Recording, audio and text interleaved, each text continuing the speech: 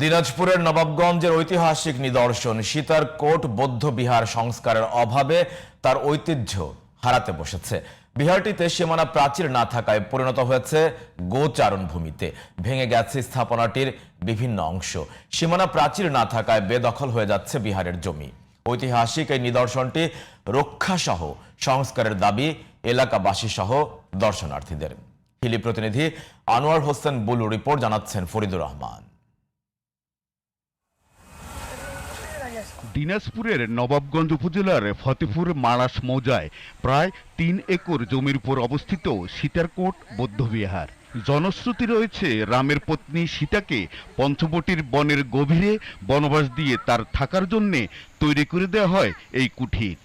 আর সেই কুঠিরই হলো সীতারকোট, এমনটি দাবি স্থানীয় হিন্দু সম্প্রদায়ের। এরপর হিন্দু সম্প্রদায় এই বিহারটিতে পূজা অর্চনা সহ যাতায়াত শুরু করেন। এতে ছোট বড় ৪১টি কক্ষ রয়েছে। ১৯৬৮ সালে প্রত্নতত্ত্ব বিভাগ ঐতিহাসিক এই নিদর্শনের আংশিক অংশ খননের পর নিশ্চিত হয় এটা একটি প্রাচীন বৌদ্ধবিহার। এরপর সংস্কার করা হয় বিহারটির কিছু অংশ। দীর্ঘদিন এর সংস্কার না হওয়ায় এর বিভিন্ন অংশ ভেঙে গিয়ে এখন বিলুপ্তির পথে। সনাতন ধর্মের একটা হচ্ছে ঐতিহাসিক স্থান সীতারকোট। সীতারকোটটা অনেক সুন্দর, সবাই দেখতে আসে দূর থেকে মানুষ। অনেক সুন্দর এবং এখানে অনেক মানুষ আসে এবং দেখাশোনা করে। সরকারের কাছে অনুরোধ জানাবো যে এখানে এই জায়গাটা যদি আর একটু সৌন্দর্যমূলক পরিচালনা করতো, এটা অনেক সুন্দর হতো।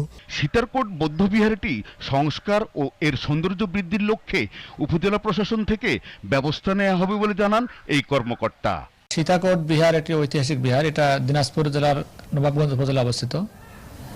এখানে বাউন্ডারি ওয়াল না থাকার কারণে গরু চলাবাদে যেখানে চলাচল করে, আমরা প্রশাসনের পক্ষ থেকে দ্রুত ব্যবস্থা নেব যাতে এরকম না হয়। ইতিহাস সমৃদ্ধ এবং নয়নাভিরাম এই বৌদ্ধবিহারটি রক্ষায় সীমানা প্রাচীর নির্মাণ, সংস্কার ও সৌন্দর্য বৃদ্ধি সহ দর্শনার্থীদের জন্য পানি ও স্যানিটেশন ব্যবস্থা করা হলে এটি একটি জনপ্রিয় পর্যটন কেন্দ্র হবে, এমনটি প্রত্যাশা দর্শনার্থী সহ এলাকাবাসীর। Faridur Rahman, GTV news.